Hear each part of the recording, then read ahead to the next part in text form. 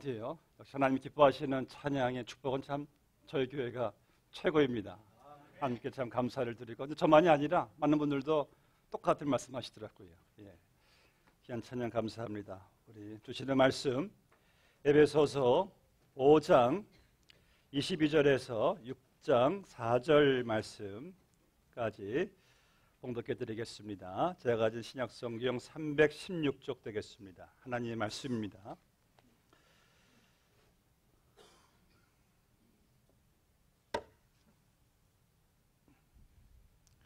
아내들이여 자기 남편에게 복종하기를 주께 하듯 하라. 이는 남편이 아내의 머리됨이 그리스도께서 교회의 머리됨과 같음이니 그가 바로 몸의 구주시니라. 그러므로 교회가 그리스도에게 하듯이 아내들도 범사에 자기 남편에게 복종할지니라. 남편들아 아내 사랑하기를 그리스도께서 교회를 사랑하시고 그 교회를 위하여 자신을 주심같이 하라. 이는 곧 물로 씻어 말씀으로 깨끗하게 하사 거룩하게 하시고 자기 앞에 영광스러운 교회로 세우사 티나 주름 잡힌 것이나 이런 것들이 없이 거룩하고 흠이 없게 하려 하심이라. 이와 같이 남편들도 자기 아내 사랑하기를 자기 자신과 같이 할지니 자기 아내를 사랑하는 자는 자기를 사랑하는 것이라. 누구든지 언제나 자기 육체를 미워하지 않고 오직 양육하여 보호하기를 그리스도께서 교회에게 함과 같이 하나니 우리는 그 몸의 지체임이라. 그러므로 사람이 부모를 떠나 그의 아내와 합하여 그 둘이 한 육체가 될지니 이 비밀이 크도다. 나는 그리스도와 교회에 대하여 말하노라. 그러나 너희도 각각 자기의 아내 사랑하기를 자신같이 하고 아내도 자기 남편을 존경하라. 자녀들아 주 안에서 너희 부모에게 순종하라. 이것이 옳으니라. 내 아버지와 어머니를 공경하라. 이것은 약속이 있는 첫 계명이니 이로써 내가 잘되고 땅에서 장수하리라.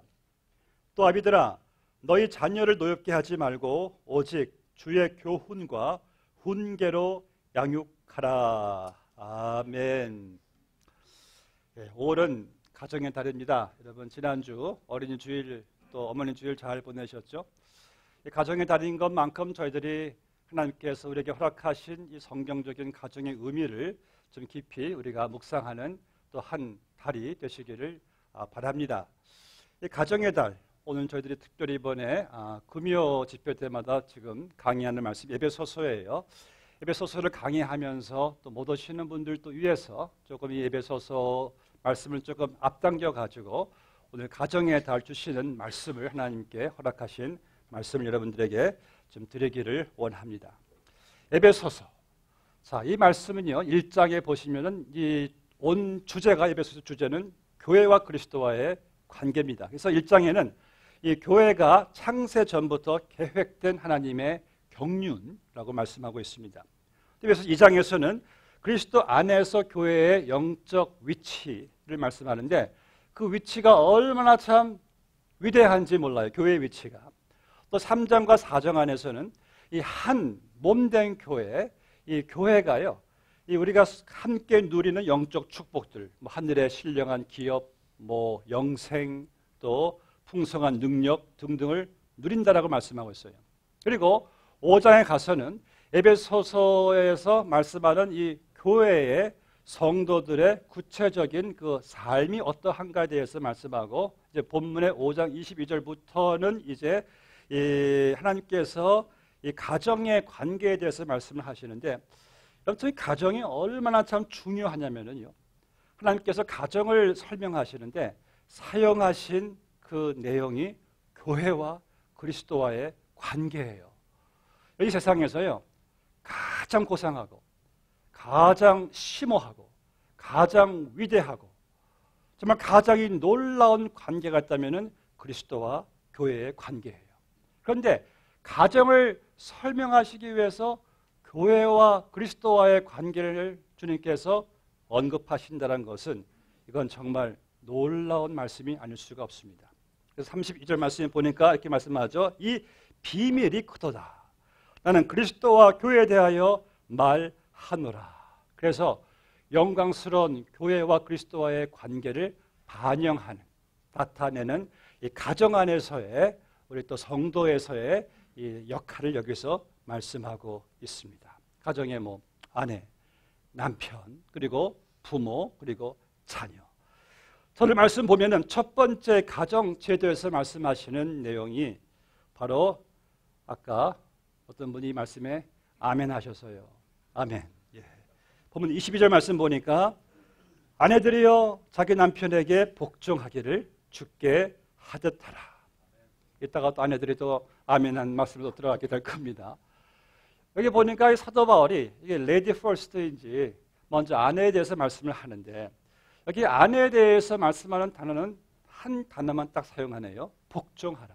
Submit to your husband. 복종하라.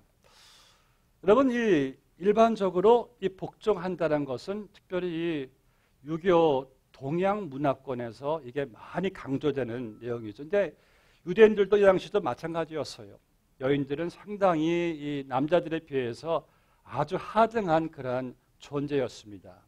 그래서 우리나라도 이런 이 유교 관계 문화가 있어가지고 이 남녀 상하 관계라고 하죠. 남자는 하늘이요, 여자는 땅이라. 그래서 우리 조상들을 보면은 지금도 그러신 분도 있다고 하지만은 남자분들은 큰 상에서 식사하고 여자들은 작은 상에서 식사하고 남자들은 뒷짐 딱 지고 걸어가면은 여자분들은 짐을 3개 지는데 하나는 머리, 하나는 양손에 지고 남편을 따라가고 이것이 참 우리가 흔히 옛날에 보았던 이 참 가부장적인 남녀 상하 관계의 모습인데 그래서 또 지금도 좀 많은 모양이지만은 주로 이 남자가 사회적 지위나 재정적 권한을 쥐고 있으니까 그래서 여자들은 그 그늘 아래서 살아갔기 때문에 남자에게 참 복종해야 될 만한 그런 상황을 문화를 우리가 보고 살아난 것을 보게 됩니다. 그런데 이 남녀에 관한 이슈가 이제 한국에서 눈부시게 발달했어요. 왜? 서양 문화가 들어오고부터는 이제 서양 문화 영향을 받은 오늘날의 많은 여자분들에게 남편에게 복종하라 하면은 그 무슨 옛날 골타분 소리를 지금도 하냐고 오히려 남자들이 욕을 먹습니다. 왜냐하면 어느 그 흘러간 시대 골타분 개념, 물론 여러분 이 복종한다는 것은 이 잘못된 문화, 잘못된 개념, 가치관 속에서 많이 이게 남용이 돼서요. 여자 남자에게 복종해야 된다는 그 말씀이 그런데 오늘 성경 말씀은 계속해서 시대를 초월해서 말씀하기를 아내들은 남편에게 복종하라. 이 복종이라는 말씀이 어떤 건 잘못된 어떤 건 남녀 하등 관계에서 말씀에서 오는 복종이 아니라 하나님께서 세우신 가정제도 안에서 하나님이 남편에게 말씀하는 남편은 이제 아내가 남편에게 복종하라. 여러분 복종 의미를 잘 깨달으셔야 돼요. 남편이 나보다 높아서 월등해서 절대 아니죠. 하나님이 자기의 형상대로 남자와 여자를 지으시니 남녀는 완전히 동등합니다. 아멘. 동등해요. 남자가 월등해요? 아니에요. 똑같이 100% 완전히 동등한데 그런데 하나님께서 세우신 가정이라는 것 테두리 안에서 하나님이 가정의 균형과 가정의 질서와 가정의 기능을 위해서 하나님께서 남편을 머리로 세우셨다는 말씀이에요. 그래서 교회가 그리스도의 머리됨에 복종하듯이 아내도 이 가정의 머리된 남편에게 복종하라. 난 그런 말씀이죠. 그 아내가 남편에게 복종해야 되는 이유가 남편의 사회적 위치 때문은 아니겠죠. 또 어떤 금전적인 능력이요. 즉 여러분 현대 사회에서는요. 현대인들 가정에서는요. 남편이건 여자든 자녀든 부모든 돈을 많이 버는 사람이 파워를 행사한다고 합니다. 이 돈의 파워예요. 가정도 돈의 파워가 이렇게 많이 이게 지배를 하는데 그런데 남자의 금전적 능력 때문도 아니고 그리고 남자의 어떠한 그 인격, 성격 때문에 남자를 또 내가 또 여자분들이 복종해야 되는 것도 아니고 이유는 딱 한 가지밖에 없어요. 하나님이 가정의 머리로 위임하셨으니까 하나님의 권위를 보고 아내는 남편에게 복종하라는 말씀이에요. 여러분 여기에 대해서 최고의 신뢰가 있습니다. 여러분 삼일체 하나님, 성부, 성자, 성령 삼일체는 동등합니다. 다 완전한 하나님이에요. 그런데요, 성자 하나님이 성부 하나님과 동등하지만은 자발적으로 철저하게 성부 하나님에게 그 뜻에 복종했어요. 왜? 하나님의 섭리와 뜻을 이루시려고. 마찬가지로 하나님께서 가정에서 하나님의 섭리와 뜻을 이루시려고 하나님이 가정의 한 리더십, 한 머리를 남자로 세워주셨다는 말씀이죠. 그럼 혹시 여러분들도 이런 질문을 할 수가 있죠. 그렇다면은 남편이 결정하는 거 다 복종해야 됩니까? 물론 아니죠. 남편이 결정하는 것이 혹 이것이 죄를 짓는 것이라면, 하나님 말씀에 어긋나는 것이라면 여자분들에게 있어서 우리의 최고의 권위는 남편 위에 하나님이세요. 그래서 우리는 하나님의 뜻에 복종을 해야 되겠죠. 그런데 혹시 남편이 잘못된 결정을 내려도 성경에 안 맞아도 아내들은 내조의 그 역할이라는 것이 남편을 위해서 기도해 주면서 참 지혜와 현명한 처사와 자기의 육감을 가지고 자기 어떤 은사를 가지고 남편을 잘 설득해서 남편으로 하여금 바른 결정을 내리게 후원하고 도와주는 것이 아내의 역할이란 말씀이에요. 여러분, 이 아내의 역할은 바로 이겁니다. 하나님께서 세우신 남편을, 이 가정 안에서 남편이 이 머리 역할을, 이 리더십을 잘 발휘하게 해주기 위해서 아내가 그 일을 잘 도와야 됩니다. 기도해 줘야 돼요. 미국에서 가장 이상적인 부부, 일천 부부를 설베이를 했어요. 남자가 가장 이 아내에게 원하는 것이 무엇인가? 본문에 33절 말씀이 있습니다. 그 말씀이 놀랍게도, 그러나 너희도 각각 자기의 아내 사랑하기를 자신같이 하고 아내도 자기 남편을 존경하라. 그러니까 남자가 제일 원하는 것이, 어머니 밑에서부터 제일 받고 싶어하는 것이 존경이란 거예요. respect. 그래서 남자들은 참 respect 받기를 참 좋아합니다. respect. 남자들은 respect. 그런데 respect를 할 수 있는 그 점이 안 보인다고 하신 분들이 있어요. 뭐 respect 할 수 있는 뭐 그런 장점이 있어야죠. 여기 셰익스피어 명언 중에 이런 말이 있습니다. 인생은 어떤 안경을 쓰고 보냐에 따라서 희극도 되고 비극도 된다. 일리가 있는 말이에요. 여러분, 우리는 보이는 사람의 문제를 내가 이제 제기하곤 해요. 내가 보이는 사람인데 저 사람 이런 사람이야. 근데 여러분, 사실 보이는 사람이 문제일까요? 보는 내가 문제일까요? 가만히 보면은요, 보이는 사람이 문제가 아니라 보는 내가 더 문제일 때가 참 많습니다. 내가 검은 안경을 쓰고 보면은 온통 까맣게 보여요. 빨간 안경 쓰고 보면은 온통 빨갛게 보여요. 그래서 보이는 사람만 지적하는 것에 익숙할 것이 아니라 그 보는 내가 이게 문제가 있다는 것을 깨달을 때, 그때 비로소 나를 바꾸게 되는 것이고, 또 나의 생각도 바꾸게 되는 것이고, 자기 시야를 바꾸게 되는 거예요. 그래서 내가 바뀌면은 아내가 바뀌고, 내가 바뀌면은 남편이 바뀌고, 내가 바뀌면은 부모가 바뀌고, 내가 바뀌면은 자녀가 바뀌고, 내가 바뀌면은 목장이 바뀌고, 내가 바뀌면은 교회가, 사회가, 직장이, 세상이, 열방이 다 바뀌는데, 이 모든 바뀜의 출발점을 항상 보니까 내가 보이는 그 사람이 아니라 보는 나란 것이에요. 내가 바뀔 때 이것을 내가 미리 알았더라면은 그 오랜 세월 힘들게 후회하지 않았을 터인데, 늦게나 가서 정작 바뀌어야 될 대상은 보이는 사람이 아니라 보는 나였구나라는 사실을 우리가 깨닫게 되지 않습니까? 그래서 우리가 배우자를 바라볼 때도 마찬가지예요. 긍정적인 마인드로 바라본다면 참 장점이 많이 보여요. 저는 가정 세미나에서요, 이 남편의 배우자 장점 쓰라고 하니까 어떤 분이 이런 말씀하세요. 쓰고 보니까 장점이 많네. 이런 분들 하시더라고요. 그러니까 우리가 보니까 오래 사신 분들의 말씀이, 이 행복한 부부가 되는 것은 그저 자기 마음 먹기에 생각하기에 달려있다는 것을 보게 됩니다. 자, 남자는 여자의 존경, 복종을 하나님께서 요구하십니다. 그래서 이 칭찬은 남편에게 정말 가장 값비싼 보약이고, 반면에 비판은 보약의 거꾸로 뭡니까? 사약. 남편의 의욕을 꺾어버리는 그러한. 성경에서 아내 역할은 이겁니다. 남편의 리더십에 리더십을 잘 발휘할 수 있도록 영적 리더십을 위해서 복종하라. 그리고 남편을 존경하라. 자, 그런데요, 두 번째 말씀 보니까 남편에게 또 말씀하시는데, 아까 누가 아멘 하셨는데 제가 목소리를 잘못 들었습니다. 남편에게 있어서는 한 단어를 사용해요. 한 단어. 사랑입니다. 이 남편을 5가지로 분류한다고 하죠.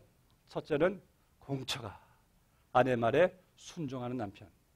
두 번째는 기처가, 아내 말에 살살 기는 남편. 그리고 경처가, 아내 말 한마디에 격려를 일으키는 남자. 네 번째는 땅처가, 아내가 말 한마디만 하면은 땅만 쳐다보는 남자. 그런데 성경에 말씀하는 5번째는 애처가예요. 아내를 사랑하는 남자. 여러분, 성경은요, 남편이 가정의 머리라고 했잖아요. 이 말씀을 어떤 분 저한테 읽으세요. 목사님, 그 말 좀 많이 강조해 주세요. 남편 머리라는 것을. 여러분, 강조할 때 여러분들한테 불리합니다. 왜냐하면 이 머리라는 것이 이게 얼마나 참 여자 몇 배 힘든 역할이에요. 여러분, 예수님이 가정의 머리 된 것처럼 남편도 가정의 머리라 얼마나 심오한지 몰라요. 그래서 남편이 머리가 된다는 것은 무엇입니까? 바로 가정에서 예수 그리스도를 내가 대표해야 되고 예수 그리스도를 반영해야 되는, 아주 참, 그러니까 이 예수님의 그 사랑을 내가 내 가정 공동체에 이것을 전달해야 되는 이 머리의 역할, 정말 이거 여러분 힘든 거예요. 이게 가장 아멘이 필요한 겁니다. 그래서 여러분, 왜 이 그리스도가 교회를 사랑하셨는데 어떻게 사랑하셨죠? 쌍방 사랑인가요? 아니에요. 교회가 우리가 죄인 되었을 때, 그리스도께서 우리가 원수 되었을 때 그분이 먼저 무조건적으로 우리를 일방적으로 사랑해 주셨습니다. 이게 조건이 없어요. 그러니까 우리가 그리스도를 사랑하게 되었죠. 왜? 먼저 사랑을 받았으니까. 그래서 마찬가지로 여러분들 아내를 사랑할 때 조건이 없습니다. 그냥 아내니까 무조건적으로 일방적으로 사랑해야 되는 거예요. 자, 그래서 만약 항상 이런 게 있죠. 이 아내와 남편이 서로의 잘못을 인정을 서로 못해요. 네가 먼저 해야지. 서로의 잘못 인정 안 하니까 항상 마음속에 응어리가 생기고 갈등이 있는데, 근데 여러분, 이 성경에 보니까 머리가 먼저 시작하래요. 머리가. 이 몸의 모든 이 지시는 머리부터 시작됩니다. 그래서 만약 가정에 사랑이 없어요, 가정에 용서가 없어요, 화평이 없어요, 그럼 책임은 머리예요. 머리가 먼저 시작해서 머리가 먼저 사랑하고 일이고 머리가 먼저 용서하고 머리가 모든 분위기를 조성하는 것인데, 그래서 가정에 사랑의 분위기가 없다. 여러분, 남자된 저희들 오늘 말씀 보니까 책임은 머리가 져야죠. 어떻게 하겠습니까? 머리가 먼저 시작되라는 말씀이죠. 또한 그리스도의 사랑은요, 오늘 말씀 보니까 희생적인 사랑. 오늘 주님께서 교회를 어떻게 사랑하셨습니까? 교회를 향하여 주님께서 목숨을 내어 주셨어요. 희생적인 사랑이죠. 오늘 말씀 보니까 이 남편에 대해서 2번씩이나 강조하는 것이 네 몸을 사랑하는 것이라, 자기 몸처럼 아내를 사랑하라. 저는 30대까지는 40대까지 몸을 너무 굴렸습니다. 그런데 50대가 이렇게 넘어가면서요, 참 제 몸을 그래도 좀 관리하려고 노력해요. 요즘 남자분들 얼마나 몸 관리 잘 하십니까? 보양식 있으면 드시고 영양제, 영양식 운동 열심히 하잖아요. 내 몸을 잘 관리해야 되니까. 근데 성경은요, 내 몸처럼 아내를 아끼고 아내를 돌보고 관리하라고 말씀을 하십니다. 예수님 보니까 예수님은 자기 몸보다 교회를 더 사랑하셨어요. 교회를 위해 자기의 몸을 주님께서 내어 주셨어요. 이것이 바로 이 아내를 향한 남편의 사랑이라는 말씀이죠. 근데 이 주님의 사랑은 제가 보니까요, 처음 나를 사랑하셨을 때부터 시간이 지나오면서 그 사랑이 조금 여러분 식어졌을까요? 안 식어졌어요. 주님의 사랑은 똑같아요. 아주 똑같은 사랑입니다. 동일한 사랑이에요. 어째서 이렇게 돼갈까라는 이 남자의 변화에 대한 글을 제가 하나 보았는데 이런 글이 있더라고요. 연애 시절에 남자가 여자가 식사하는 것을 보고 이렇게 말한답니다. 많이 잡수세요. 낙혼 시절 때 식사하는 모습 보고 이렇게 말한답니다. 더 먹지 그래. 결혼한 다음에 시간이 지난 다음에 여자 식사하는 것을 보면서 아유 돼지같이 먹기는. 이게 점점 이 남편의 그 아내를 향한 그 사랑이 점점 이렇게 변해가는 그러한 에피소드인데, 여러분 이 남편의 사랑이라는 것은요, 저도 항상 도전받지만은 점점 나이가 들수록 그 사랑이 업그레이드가 되어야 되겠더라고요. 업그레이드가 되고 더 뜨거워져야 되는, 그런 더 관심을 가져야 되는 그 사랑이 바로 예수님의 바로 본이 되시는 그러한 사랑입니다.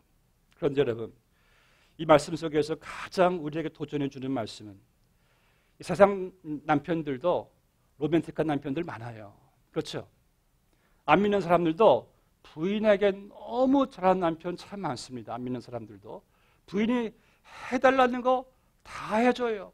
그런데 그런 사랑으로 여기서 말씀하지 않습니다.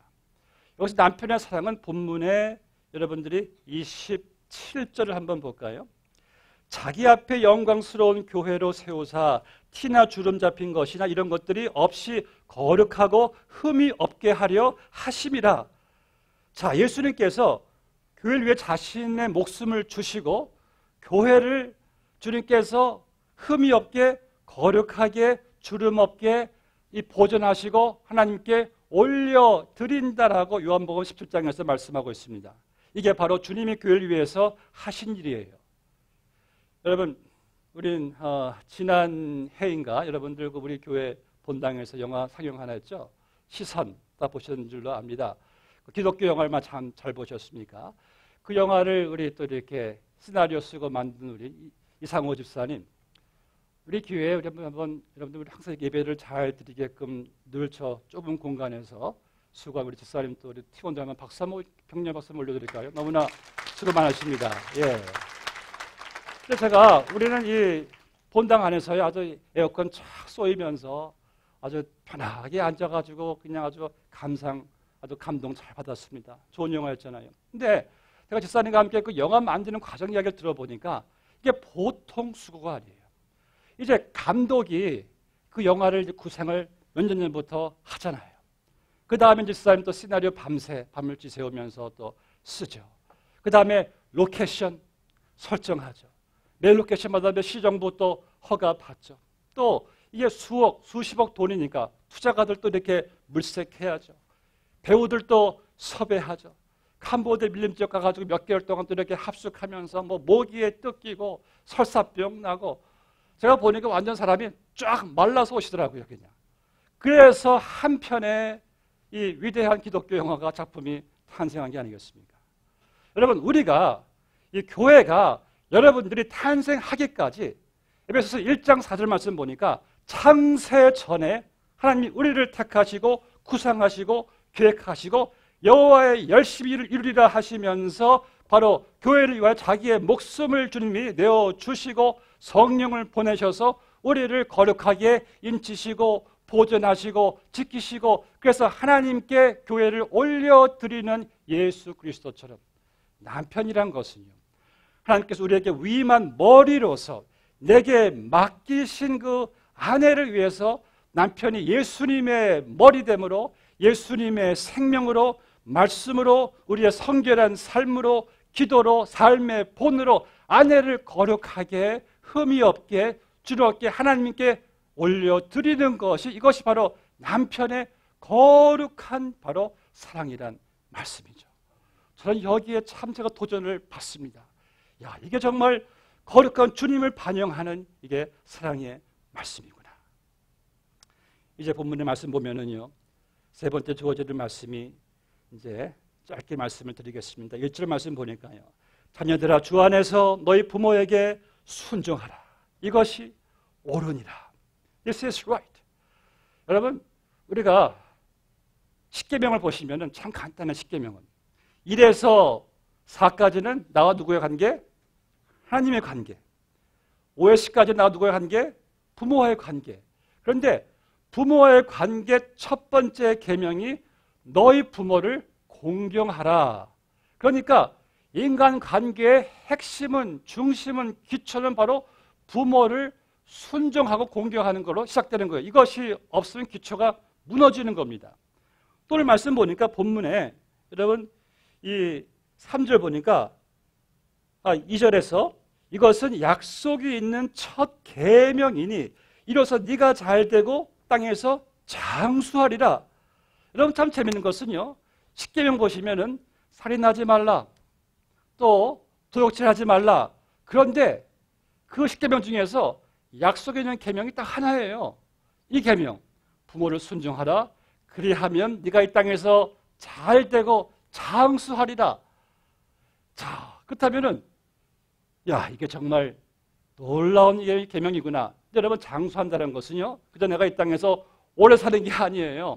얼마를 살더라도 이 땅에서 알차고 풍성하게 질적으로 자손 대대로 잘 사는 그 상급이 바로 부모에게 순종하라.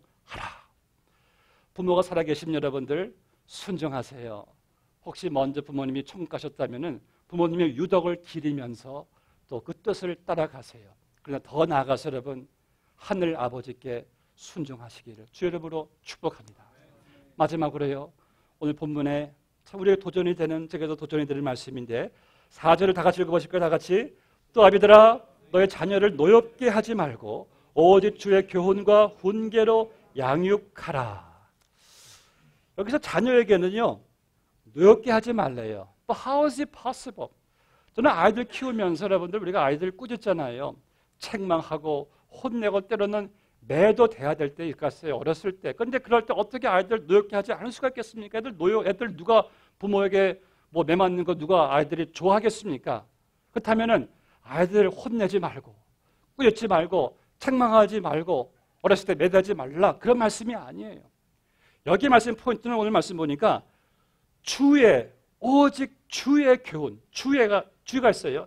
이 말씀은요, 이 자녀가 부모의 소유가 아니라 하나님께서 내게 주신 하나님의 자녀란 말씀을 우리가 기억하라는 말씀이에요. 그래서 하나님 주신 그 자녀이니까 부모님들은 이제 내 뜻을 아이들에게 관철시키고 내 주장대로 아이들을 몰아가고 내 소유인 것처럼 아이들을 푸시하면서 그들을 노엽게 하지 말라 말씀이에요. 왜? 자녀들은 내 소유가 아니라 하나님께서 주신 기업 자녀이기 때문에. 그래서 여러분, 우리가 참 부모님들, 참 우리 교회 부모님들 참 훌륭하십니다. 자녀에 대한 관심이 얼마나 지대하고 얼마나 충성하시고 얼마나 최선을 우리가 다 하세요. 훌륭한 부모님들이에요. 여러분, 우리가 여기서 아는 것은 무엇이죠? 그렇다면 우리는 자녀들이 어떻게 되기를 바랍니까? 내가 못다 이룬 그 업적을 우리 아이들이 좀 이루어줘야지. 좋아요. 또 어떤 부모의 또 어떤 그 성취감을 위해서 아이들을 또 훌륭하게 키워야지. 또 좋을 수가 있어요. 그런데 여러분, 우리 아이들이 부모가 원하는 대학교에 들어가는 게, 부모가 원하는 배우자를 아이들이 만나는 게, 부모가 원하는 직장에 들어가는 것이 그 아이들을 정말 행복하게 해줄까요? 잘 되는 것일까요? 절대 아닙니다. 여러분, 오해하지 마세요. 부모의 뜻이 이루어지는 것이 아이들의 행복이 아니라 주님의 뜻이 이루어지는 것이 아이들의 행복이고 아이들이 잘 되는 거예요. 우리는 하나님의 자녀인 우리 아이들을 자꾸 내 뜻으로 드라이브해 나가니까 아이들이 항상 노여워지고 힘들어지는 것이 아닌가. 제게 날마다 주어진 여러분 도전이기도 합니다. 그래서 우리는 아이들의 행복은요, 하나님의 자녀인 그들이 주의 뜻이 그들의 삶을 통해서 잘 이루어지고 우리는 그 뜻을 아이들이 맞춰갈 수 있도록 뒤에서 기도로서 후원해 주는 것이 이 부모의 사명인 줄로 믿습니다. 또 얼마 이 말씀 보니까 여기서도 강조하는 것은 오직 주의 교훈과 훈계로 양육하래요. 여기서 주의 교훈과 훈계는 무엇입니까? 하나님의 말씀이에요, 말씀. 저는 이 미국에서 성장해가지고 미국 문화도 잘 알고 애들하고 영어 잘 통해요. 영어 잘 커뮤니케이션이 문제가 없습니다. 근데 제가 보니까 영어 통한다고 되는 게 아니더라고요. 영어 잘 통해도 애들은 항상 세대 차이를 느껴요. 아빠는 우리가 세대가 다르고, 그러니까 항상 잔소리를 들을 때가 참 많아요. 저는 그럴 때 제가 이렇게 생각합니다. 야, 이거 한두 시간 아무리 잔소리 해봐야 소용없구나. 차라리 하나님 말씀 한 장 읽어주고 말씀을 주자 하니까, 야, 여기 봐라, 하나님께서 이렇게 말씀하시지 않느냐, 이게 하나님의 말씀이야. 그럼 아이는요, 잔소리로 안 들고 제대로 듣지 않더라고요. 가만히 듣고 있어요. 여러분, 이것이 바로 말씀의 권위입니다. 여러분, 그래서 가끔 아이들한테 텍스트로 말씀 좀 보내주세요. 카톡도 보내주시고, 그 말씀 한 절이 아이들의 생명을 살립니다. 부모의 잔소리는 사실 아이들 귀찮잖아요. 그래서 이 말씀 보면은, 너희는 최대한으로 아이들에게 주의 훈계, 양육으로, 말씀으로 그 아이들을 말씀을 심어주라는 것이 오늘 본문이 우리에게 주는 도전인 것입니다. 이제 마지막 말씀 맺으면서 이 아이들을 노엽게 하는 넘버원이 통계를 보니까 부모님의 말이래요. 말. 부모님의 말. 그러니까 상당히 말을 좀 여러분들이 잘 그래서 선택해야 되는 이유가, 여기 민수기 14장 28절 말씀 보니까 그런 말씀이 있어요. 너희 말이 내 귀에 들린 대로 내가 너와 너희 자녀에게 행하리라. 부모님이 한마디 하면 하나님께서 딱 듣고, 그래, 내가 그대로 너와 내 자녀에게 행하리라. 그래서 저는 아이들에게 알교하다가 그냥 몹쓸 나올 때, 아, 이 쓸만한 놈아, 이렇게 말을 그냥 바꿔버려요. 그냥 말을 바꿔야지. 왜냐하면 그냥 나갔다 그렇게 하면 어떻게 합니까? 그리고 아유 하다가 God bless you, God loves you. 그럼 애들이 가만히 있어요. 그리고 이제 때 끝나고 집 방으로 갔다가 좀 때 나와서 아빠 미안해 그러더라고요. 야, 이게 여러분 축복이 아이들을 변하죠. 감정적인 말 하나 소용없습니다. 여러분 민수기 6장 23절 말씀 보니까, 너희는 자손을 위하여 이렇게 축복하라. 여호와는 내게 복을 주시고 너를 지키시기를 원하며 은혜 베푸시기를 원하며 평강 주시기를 원하노라 라고 말하라. 너희가 이같이 축복하면은 내가 그들에게 복을 주리라. 할렐루야. 자녀들 시큰 축복하십시오. 많이 격려하세요. 그 축복의 말 절대 돌아오지 않습니다. 사랑하는 성도 여러분, 아이들은 부모의 축복과 격려를 먹고 자랍니다. 오늘 말씀 보세요.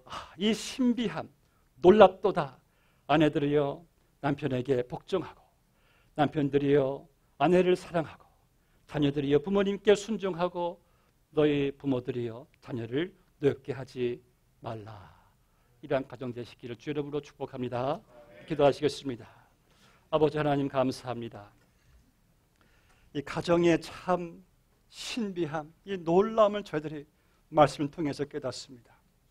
아내의, 남편의, 부모의, 자녀의 역할 하나하나가, 위치 하나하나가 그 그리스도와의 교회의 관계를 반영한다고 생각할 때 우리의 위치가, 우리의 역할이 얼마나 참 심오하다는 것을 다시 한번 깨닫습니다. 우리의 모든 가정에서의 역할이 늘 이 그리스도를 생각하면서 그리스도의 생명이, 그리스도의 그 리더십이, 그리스도의 그 삶이 가정에 나타나는 복된 가정으로 주님께서 인도하실 것을 믿사오며 예수님의 이름으로 기도드리옵나이다. 아멘.